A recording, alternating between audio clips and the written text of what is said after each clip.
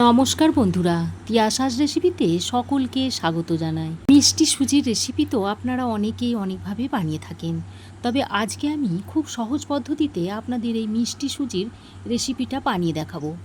আর এই পদ্ধতিতে বানালে এর স্বাদও কিন্তু অসাধারণ হয়। আর এই মিষ্টি সুজির রেসিপিটা আজকে আমি আপনাদের একদম পারফেক্টভাবে বানিয়ে দেখাবো। তার জন্য ভিডিওটা স্কিপ না করে দেখতে হবে। তো আমার আজকের রেসিপি হলো মিষ্টি সুজির ঝরঝরে হালুয়া। সুজির হালুয়া বানানোর জন্য এই বাটির মাপ করে আমি 1 বাটি নিয়েছি সুজি। আপনারা যে কোনো দানার সুজি নিতে পারেন, মোটা সরু যে কোনো দানার সুজি নিলেই হবে।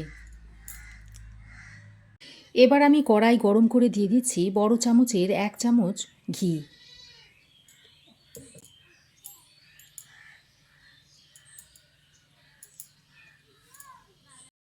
এবার ঘিটা মেল্ট হয়ে এলে এই সুজিটা ঘিয়ের মধ্যে দিয়ে দিচ্ছি।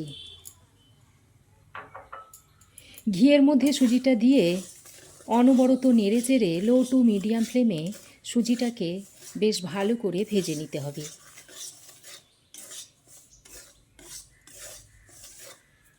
এইভাবে অনবরত নেড়ে চেড়ে যখন সুজির মধ্যে দেখবেন একটা হালকা কালার চলে এসেছে, সেই সময় জানবেন যে সুজিটা ভাজা হয়ে গেছে। আর সুজিটা ভাজা হয়ে যাবার পর দেখবেন সুজি থেকে একটা সুন্দর গন্ধ ছাড়তে শুরু করবে।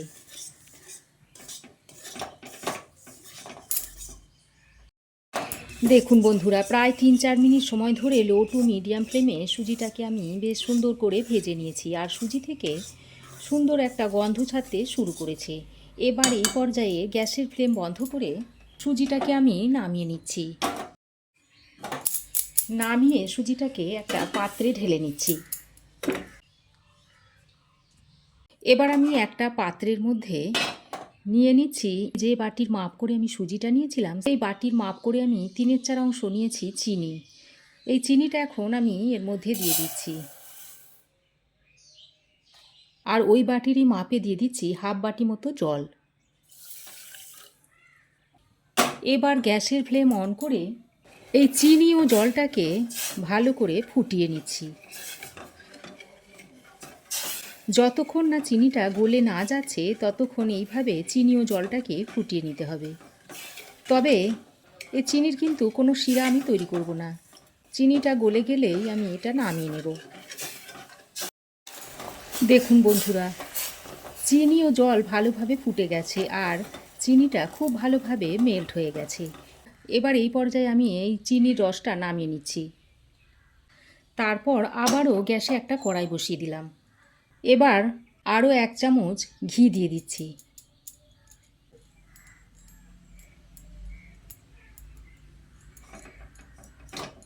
এবার দেখুন ঘিটা বেশ ভালোভাবে মেল্ট হয়ে গেছে। এবার এই গরম ঘিয়ের মধ্যে কাজু আর আমন্ডটা আমি দিয়ে দিচ্ছি। এখন আমি কিশমিশটা দেব না, যেহেতু কিশমিশ ভাজতে সময় কম লাগে, তাই আমি কিশমিশটা পরে দেব। এবার গ্যাসের ফ্লেমটা লো টু মিডিয়ামে করে কাজু আর আমন্ডটাকে একটু হালকা করে ভেজে নিচ্ছি। আমি এই কড়াইতে আগে সুজিটা ভেজে নিয়েছিলাম, তাই দেখুন একটু ফেনা হয়েছে। সুজির হালুয়া তো আপনারা অনেকভাবেই তৈরি করে থাকেন, তো আমার মতো করে এইভাবে একবার বানিয়ে খেয়ে দেখবেন। আশা করছি আপনাদের ভালো লাগবে। আর যে কোনো অনুষ্ঠান বা পুজো পার্বণে আপনারা খুব সহজেই তাড়াতাড়ি এটা বানিয়ে নিতে পারবেন। আমন্ড আর কাজুটা বেশ কিছুক্ষণ ভেজে নেওয়ার পর এবার আমি এর মধ্যে কিশমিশটা দিয়ে দিচ্ছি। কিশমিশটা দিয়ে আরও 1-2 মিনিট মতো কাজু আর আমন্ডের সঙ্গে ভেজে নিচ্ছি। দেখুন বন্ধুরা, সমস্ত ড্রাই ফ্রুটস আমার ভালোভাবে ভেজে নেওয়া হয়ে গেছে। এবার আমি এটাকে তুলে নিচ্ছি।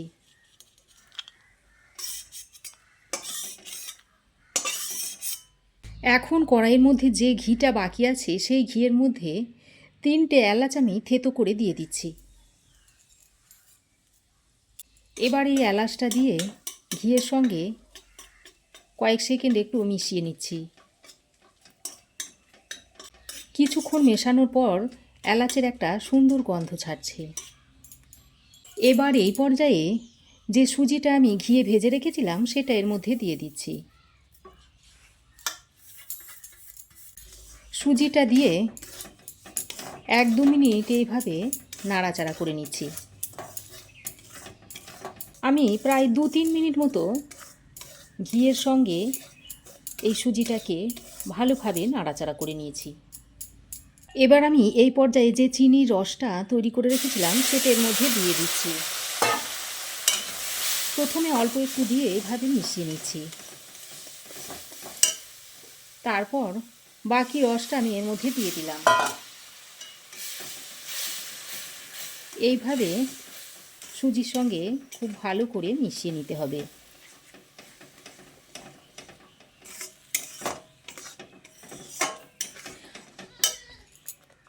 যে পরিমাণ সুজি নিয়েছিলাম তাতে আমার এই চিনির রসটা যা তৈরি করেছি তাতেই হয়ে যাবে।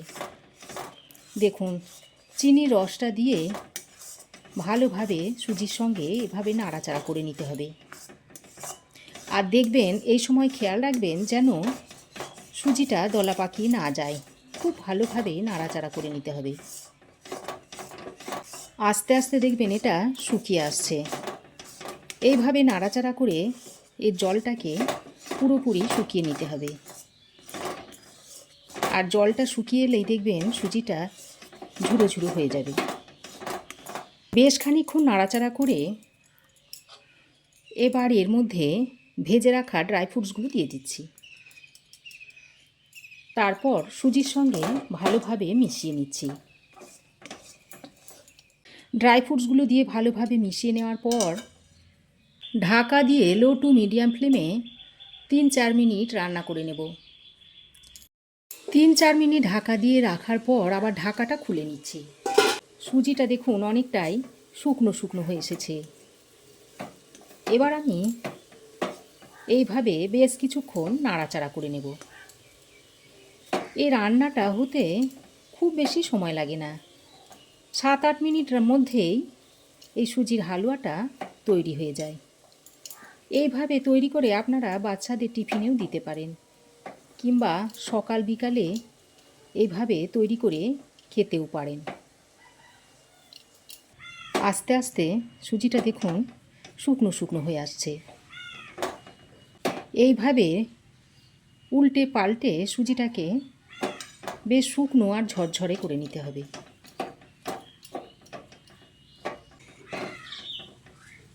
7-8 মিনিট পর সুজিটা দেখুন কতটা ঝরঝরে হয়ে গেছে।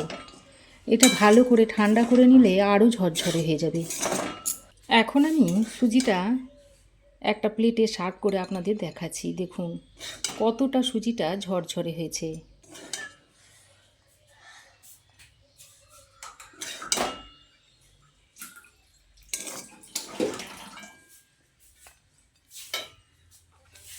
তৈরি হয়ে গেল ঝরঝরে সুজির হালুয়া।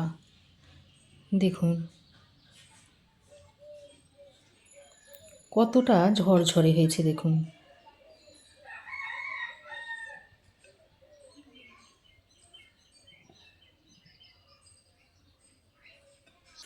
তো বন্ধুরা, আমার এই আজকের সুজির ঝরঝরে হালুয়া রেসিপি আপনাদের কেমন লাগলো অবশ্যই কমেন্ট করে জানাবেন।